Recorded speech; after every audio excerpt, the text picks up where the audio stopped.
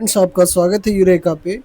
आज हम इस वीडियो के माध्यम से अंतर्राष्ट्रीय संबंध के अध्ययन के एक और आयाम का अध्ययन करेंगे। दोस्तों, अंतर्राष्ट्रीय संबंध में जो संरचनात्मक मार्क्सवाद है, आज हम इसको इस वीडियो के माध्यम से समझेंगे।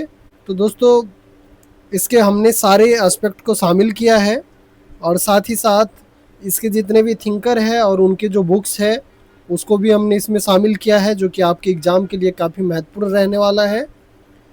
और जितने भी प्रमुख सिद्धांत हैं, चाहे वो डिपेंडेंसी थ्योरी हो या फिर वर्ल्ड सिस्टम थ्योरी हो, इन सब को भी हमने इस वीडियो में शामिल किया है। और आप सबको बता दूं कि यह वीडियो हम खास करके रिवीजन के दृष्टिकोण से बना रहे हैं, जो कि आपके सभी एग्ज़ाम के लिए अत्यंत महत्वपूर्ण होने वाला है। तो आइए आरंभ करते हैं। तो दोस्तों, अंतर्राष्ट्रीय संबंध में जो स्ट्रक्चरल मार्क्सिज्म है, इसकी अवधारणा की जो उत्पत्ति है, अगर हम इसकी बात करें, और यह अवधारणा जो है पारंपरिक मार्क्सवाद, जहाँ पे घरेलू स्तर पर वर्ग संघर्ष की बात करता है, ध्यान केंद्रित करता है, वहीं संरचनात्मक मार्क्सवाद जो है अंतर्राष्ट्रीय प्रणाली, जो इंटरनेशनल सिस्टम है, इसकी आर्थिक संरचना पर ध्यान केंद्रित करता है। इसके अगर मूल तर्क को देखें तो अंतर्राष्ट्रीय संबंध राज्यों के बीच के संबंध से नहीं, बल्कि वैश्विक पूंजीवादी व्यवस्था, जो ग्लोबल कैपिटलिस्ट सिस्टम है, इसकी संरचना से संचालित होता है, ऐसा स्ट्रक्चरल मार्क्सिज्म थ्योरी का कहना है। राज्य की स्थिति के बारे में ये बात करते हैं। इनका मानना है कि राज्य पूरी तरह स्वतंत्र नहीं है, बल्कि वह वैश्विक पूंजीवादी संरचना का एक उपकरण है, जो अमीर देश और बहुराष्ट्रीय कंपनियों के हितों की रक्षा करता है। यह दृष्टिकोण जो है यथार्थवाद और उदारवाद दोनों की आलोचना करता है, क्योंकि वे दोनों वैश्विक आर्थिक असमानता को नज़रअंदाज करते हैं। अब संरचनात्मक मार्क्सवाद के जो प्रमुख सिद्धांत व अवधारणाएं हैं, अगर हम इसकी बात करें तो सर्वप्रथम सापेक्ष स्वायत्तता का सिद्धांत आता है, थ्योरी ऑफ रिलेटिव ऑटोनॉमी। इसके प्रतिपादक निकोलस पोलेंटाइजाइस है और लुई अल्थुजर है। जो अवधारणा यह कहता है कि राज्य केवल अमीर वर्ग की कठपुतली है। इसके विपरीत जो ये पारंपरिक मार्क्सवादी मानते थे कि राज्य जो है केवल अमीर वर्ग की कठपुतली है।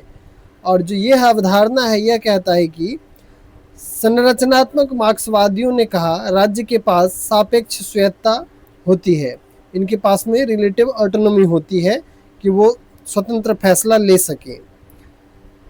इसके अर्थ को अगर देखें तो इनका मानना है कि राज्य हमेशा पूंजीपतियों के सीधे आदेश पर काम नहीं करता है। कभी कभी राज्य पूंजीवादी व्यवस्था को लंबे समय तक बनाए रखने के लिए गरीब जनता के पक्ष में भी फैसला लेता है, जैसा कि कल्याणकारी योजनाएं चलाना, न्यूनतम मजदूरी जैसे कानून को लाना। यानी कि राज्य अपने आप को कल्याणकारी दिखाने की कोशिश करता है।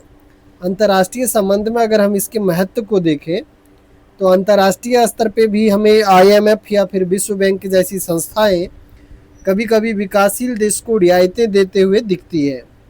यह पूंजीवाद की एक्चुअली दया नहीं होती है, बल्कि वैश्विक पूंजीवादी संरचना को क्रांति से बचाने और उसे सुचारू रूप से चलाने की एक रणनीति मानी जाती है। जो सेकंड इसका थ्योरी है, हेजेमनी और ऐतिहासिक ब्लॉक से संबंधित, इसके प्रतिपादक जो है वो एंटोनियो ग्राम्सी है और इसे IR में अंतर्राष्ट्रीय संबंध में लागू करने वाले जो प्रमुख वैज्ञानिक हैं, इनका नाम है रॉबर्ट कॉक्स। दरअसल यह मानते हैं कि वैश्विक पूंजीवादी व्यवस्था केवल सैन्य शक्ति के बल पर नहीं टिकती है, बल्कि यह सहमति और विचारधारा के बल पर चलती है। वैचारिक राज्य उपकरण की अगर हम बात करें तो लुई अल्थुजर के अनुसार शिक्षा, मीडिया और संस्कृति के माध्यम से लोग के दिमाग में यह बात डाल दी जाती है कि पूंजीवाद ही सबसे अच्छी व्यवस्था है। इसके बाद में ऐतिहासिक ब्लॉक जो बात करते हैं, जिसके जो रॉबर्ट कॉक्स के अनुसार जब आर्थिक शक्ति, राजनीतिक संस्थाएं और वैचारिक चेतना एक साथ मिलते हैं तो एक ऐतिहासिक ब्लॉक बनता है जो वैश्विक व्यवस्था पर अपना वर्चस्व स्थापित करता है। ये हिस्टोरिकल ब्लॉक का मानना है।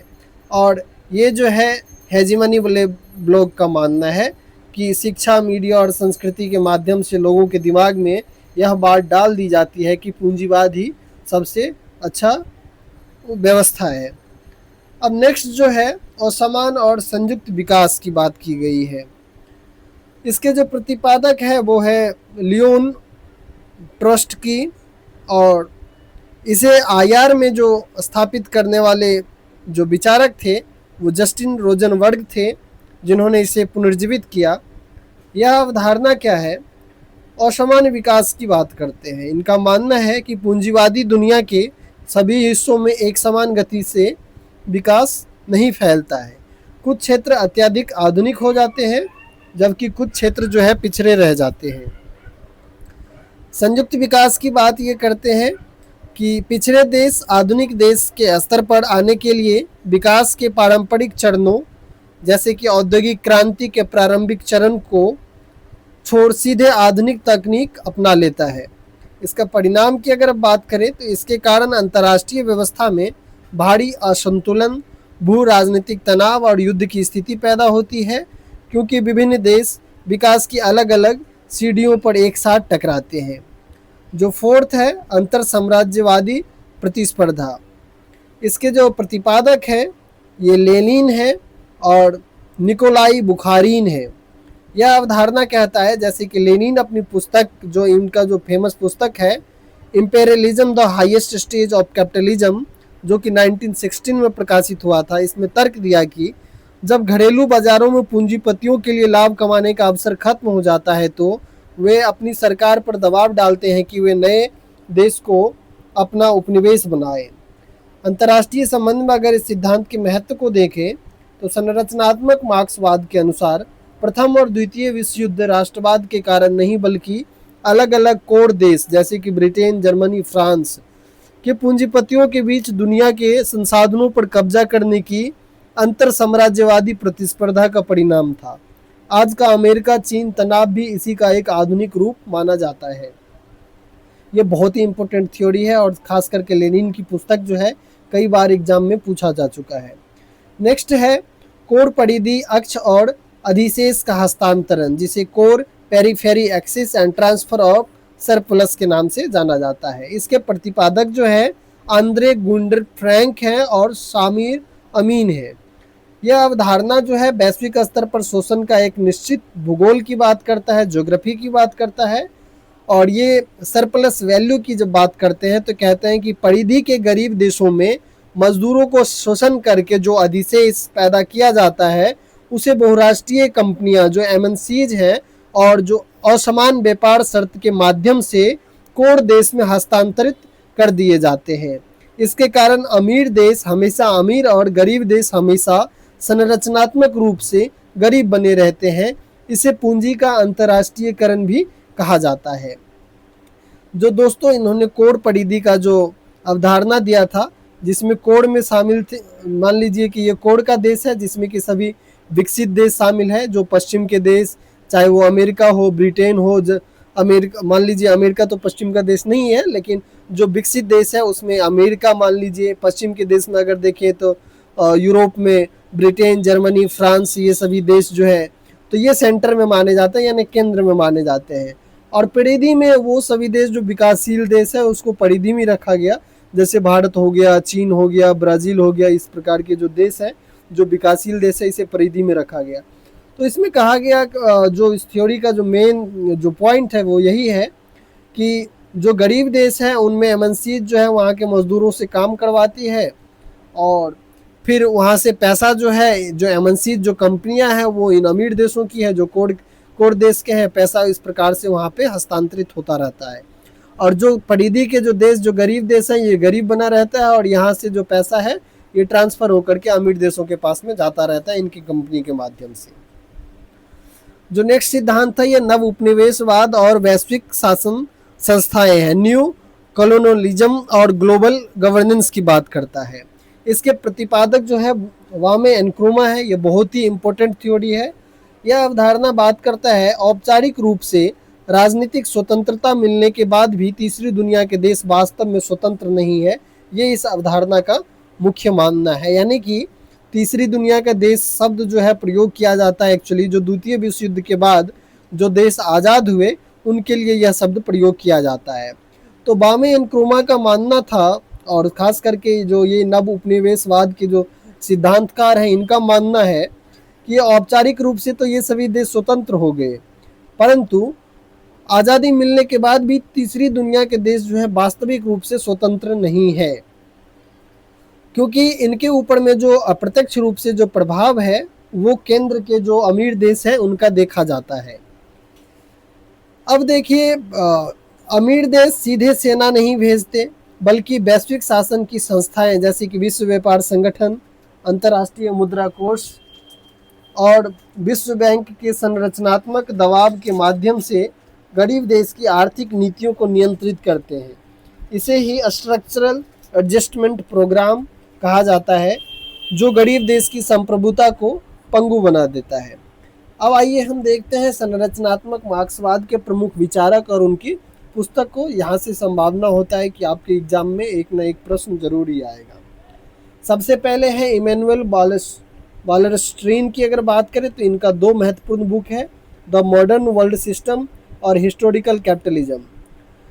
सेकेंड है आंद्रे गुंडर फ्रैंक, इनका जो महत्वपूर्ण पुस्तक है capitalism and under development in Latin America, जो 1967 में प्रकाशित हुआ था। थर्ड है सामिर अमीन की पुस्तक accumulation on a world scale, 1974 का है। अवधारणा इसमें यह था कि उन्होंने विच्छेदन का सुझाव दिया, जिसका अर्थ है कि विकासशील देश को वैश्विक पूंजीवादी व्यवस्था से खुद को अलग कर लेना चाहिए अपने विकास के लिए। फोर्थ है रॉबर्ट कॉक्स, इन्हें नव मार्क्सवाद या ग्रामसीवादी भी कहा जाता है। इन्होंने production power and world order book लिखा और इनका जो प्रसिद्ध कथन था theory is always for someone and for some purpose, सिद्धांत हमेशा किसी के लिए और किसी के उद्देश्य से बनाया जाता है। अगर प्रमुख सिद्धांत की बात की जाए इसमें तो संरचनात्मक मार्क्सवाद के अंतर्गत दो सबसे महत्वपूर्ण सिद्धांत आते हैं। इन दोनों सिद्धांत की भी हम चर्चा कर लेते हैं, जो कि आपके जो यूजीसी नेट के एग्जाम है इसके लिए अत्यंत महत्वपूर्ण माना जाता है। सर्वप्रथम जो निर्भरता का सिद्धांत है, डिपेंडेंसी थ्योरी है, इसके प्रतिपादक जो है राउल फेब्रिस हैं और गुंडर फ्रैंक है। इसमें जो मूल विचार व्यक्त किया गया, यह सिद्धांत बताता है कि वैश्विक अर्थव्यवस्था इस तरह से संरचित है कि गरीब देश जो है, फेरी के देश जो है, यानी ये गरीब देश है और ये कोर देश है, यानी जिसमें विकसित देश है और जो विकासशील और गरीब देश है ये फेरी के देश हुए। तो जो गरीब देश है, फेरी के देश है, से संसाधन जो है रिसोर्सेज जो है, जो विकास के लिए महत्वपूर्ण माना जाता है, संसाधन बह करके अमीर देशों की ओर जाता है। यानी जो ये पेरीफेरी के देश जो होते हैं, इनके पास में जो रॉ मटेरियल होता है, इसका यूज करके जो सेंटर जो कोर कंट्रीज है वो क्या करते हैं तो अपना विकास करते हैं।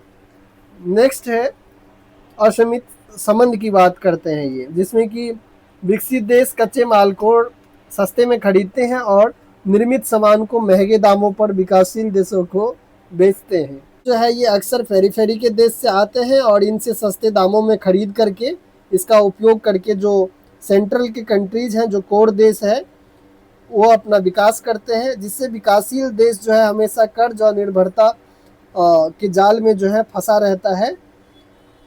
और क्योंकि जो रॉ मटेरियल इनसे लिया जाता है वही मटेरियल लेकर के जो सेंटर के देश हैं ये क्या करते हैं, जो सामान का प्रोडक्शन करते हैं, इसको यहाँ पे ला करके फिर ये महंगों दामों में बेचते हैं उस सामान को। इस वजह से जो पेरिफेरी की कंट्रीज जो है ये इस जाल में एक तरीके से फंस जाते हैं और ये विकासशील ही बने रहते हैं, गरीब देश ही बने रहते हैं, परंतु जो पैसा कमाता है वो कौन, तो जो कोर कंट्रीज है, जो सेंटर की जो देश है वो। अब जो सेकंड है विश्व व्यवस्था सिद्धांत है, इसके प्रतिपादक जो है इमैनुअल वालरस्टीन है इनकी प्रसिद्ध पुस्तक जो है द मॉडर्न वर्ल्ड सिस्टम है, 1974 में प्रकाशित हुआ था। ये त्रिस्तरीय विभाजन की बात करते हैं। वॉलरस्टीन ने वैश्विक अर्थव्यवस्था को 3 भाग में विभाजित कर दिया। पहला इन्होंने जो बनाया वो कोड बनाया, कोड कंट्री बनाया पहला, जिसमें कि विकसित देश है। सेकेंड नंबर पे उन्होंने सेमी पेरीफेरी बनाया, जो आप कह सकते हैं विकासशील देश हैं, जैसे भारत हो गया, ब्राज़ील हो गया, चीन हो गया, दक्षिण अफ्रीका हो गया। और सबसे लास्ट में इन्होंने गरीब देशों को रखा है, जिसे कि इन्होंने पेरीफेरी कहा है। तो इस प्रकार से अगर हम देखें तो जो इनकी विशेषताएं जो है कि केंद्र के जो देश है इसमें उच्च तकनीक यहाँ पे है, वहाँ पे लोगों को उच्च वेतन मिलता है, गहन पूंजी उत्पादन है वहाँ पे। ये विकसित देश है जिसमें अमेरिका, पश्चिमी यूरोप के देश और जापान जैसे देश शामिल हैं। जो अर्ध पेरीफेरी की कंट्री है, कोर और परिधि के बीच का बफर जोन है, यहाँ दोनों के लक्षण पाए जाते हैं, जैसे कि भारत हो गया, ब्राज़ील हो गया, चीन हो गया और दक्षिण अमेरिका हो गया। और जो परिधि की देश है, कम तकनीक, कम वेतन, श्रम गहन उत्पादन और कच्चे माल का आपूर्तिकर्ता बना रहता है, जैसे कि अफ्रीकी देश है, लैटिन अमेरिका के भी कुछ देश इसमें शामिल हैं। वॉलरस्टीन के अनुसार जो ये सेमी पेरीफेरीज की जो कंट्री है, ये वैश्विक व्यवस्था में स्थिरता लाती है ताकि परिधि के जो कोर देश है इसके खिलाफ जो है विद्रोह न हो सके। अब ये कुछ आलोचना भी किया जाता है इस सिद्धांत का।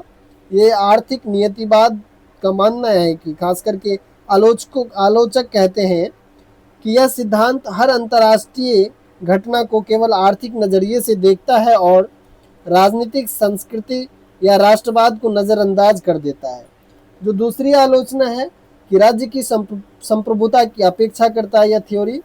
यह राज्यों की अपनी स्वतंत्र विदेश नीति और निर्णय लेने की क्षमता को कम आंकता है। और जो थर्ड है वो कम्युनिस्ट ब्लॉक का पतन जो हुआ 1991 में सोवियत संघ के विघटन के बाद, इस सिद्धांत की प्रासंगिकता पर जो है सवाल उठाए जाते हैं। कुछ महत्वपूर्ण जो स्टेटमेंट है, आइए इसको भी हम देखते हैं। जो रॉबर्ट कॉक्स का जो स्टेटमेंट है कि theory is always for someone and for some purpose, सिद्धांत हमेशा किसी के लिए और किसी उद्देश्य के लिए होता है, यानी कोई भी सिद्धांत निष्पक्ष नहीं होता है, यह किसी न किसी वर्ग के हित में लिखा जाता है। इसके बाद में इमैनुअल वॉलरस्टीन का है the modern world system is a capitalist world economy, आधुनिक विश्व प्रणाली मूल रूप से एक पूंजीवादी विश्व अर्थव्यवस्था है। जो थर्ड है लुई अल्थुजर का है the state is a structure not a machine, राज्य एक संरचना है, कोई मशीन या साधारण उपकरण नहीं है। दोस्तों आज की वीडियो में इतना ही रहेगा। मैं इन दोनों ही सिद्धांत के ऊपर में, खास करके विश्व व्यवस्था सिद्धांत और निर्भरता सिद्धांत के ऊपर में एक अलग से सेपरेट वीडियो लाऊंगा जिसमें हम इसकी विस्तार से चर्चा करेंगे। और आज की वीडियो में हमने देखा जो मार्क्सिस्ट अप्रोच है, स्ट्रक्चरल अप्रोच इंटरनेशनल रिलेशन का, इसकी विशेषताओं को जाना, जो इससे संबंधित जो महत्वपूर्ण अवधारणा है इसको जाना। साथ ही हमने महत्वपूर्ण बुक्स को भी देखे और इसके थिंकर को भी देखे और कुछ स्टेटमेंट को भी हमने देखे जहाँ से महत्वपूर्ण प्रश्न बनाए जाते हैं। दोस्तों आपको यह वीडियो अगर पसंद आया हो तो चैनल को ज़रूर सब्सक्राइब करें और वीडियो को लाइक करें, अपने दोस्तों के साथ शेयर करें ताकि मैं आपके लिए आगे और भी वीडियो बना के लाता रहूं। धन्यवाद।